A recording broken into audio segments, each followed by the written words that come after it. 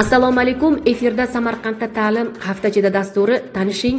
Bugun dasturimizdan quyidagi lavhalar o'rin olgan. O'tayotgan haftada Samarqandda ta'lim korrupsiyadan xoli soha mavzusida seminar o'tkazildi. Jonboylik o'qituvchilar kasbiy rivojlanish kuni mashg'ulotlarida interfaol yondashuvlar bo'yicha tajriba almashishdi. Maktabgacha ta'lim tizimida raqamlashtirish ishlari davom etmoqda. O'tayotgan haftada boshqarma boshlig'i Kattaqo'rg'on tumanidagi ta'lim muassasalarida bo'ldi.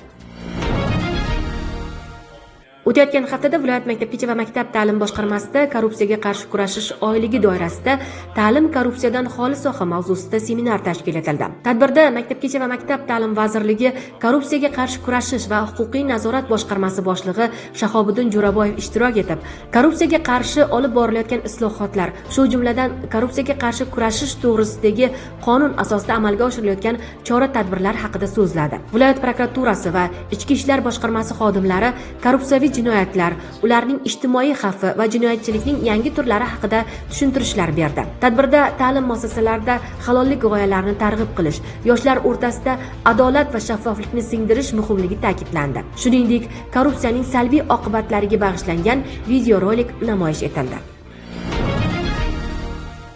O'tayotgan haftaning juma kuni Samarqand viloyatidagi 45 ta tayanch maktablarida vazirlik tomonidan belgilangan rejaga asosan xorijiy til fanlari o'qituvchilari uchun kasbiy rivojlanish kuni amaliy mashg'uloti o'tkazildi. Tadbir doirasida viloyatdan saralangan 48 nafar tajribali mentor o'qituvchilar tomonidan 1214 nafar yetakchi o'qituvchilar uchun nazariy va amaliy mashg'ulotlar tashkil etilishi belgilangan. Ushbu jarayonlar o'qituvchilarning kasbiy mahoratini oshirish, zamonaviy pedagogik usul amaliyotga joriy etish va dars sifatiga yanada ijobiy ta'sir ko'rsatishga qaratilgan. Jonboy tumanidagi 44-umumta'lim maktabida olib borilgan mashg'ulotlar davomida o'qituvchilar fan o'qitishda interaktiv yondashuvlar, kommunikativ metodlar va zamonaviy resurslardan foydalanish bo'yicha tajriba almashishdi.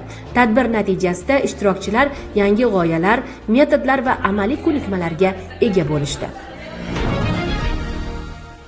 Samarqand shahridagi 79-davlat maktabgacha ta'lim tashkilotida Maktabgacha va maktab ta'lim vazirligi tomonidan sinov tarzida ishga tushirilgan BBAT bolalar bog'chasi axborot tizimidan foydalanish, xodimlar va bolalarni yo'qlamasini tashkil qilish bo'yicha seminar o'tkazildi. Tadbirda viloyat maktabgacha va maktab ta'lim boshqarmasi boshlig'i Muzaffar Hamdamov ishtirok etib, tizimda tashkil etilayotgan raqamlashtirish platformalari shaffoflikni ta'minlashga xizmat qilishini ta'kidladi. Seminarda BBAT ilovasining qulayliklari va foydalanish tartibi bo'yicha tushunchalar berildi. Xuddi shunday tadbir Samarqand tumanidagi maktabgacha ta'lim tashkilotlari direktorlari uchun ham tashkil etildi. Unda viloyat maktabgacha va maktab ta'lim boshqarmasi bo'lim boshlig'i Furqat Jiyanov tomonidan, maktabgacha va maktab ta'lim vazirligi tomonidan sinov tarzida ishga tushirilgan bolalar bog'chasi axborot tizimidan foydalanish tartibi, xodimlar va bolalarni yo'qlamasini tashkil qilish bo'yicha atroflicha tushunchalar berildi.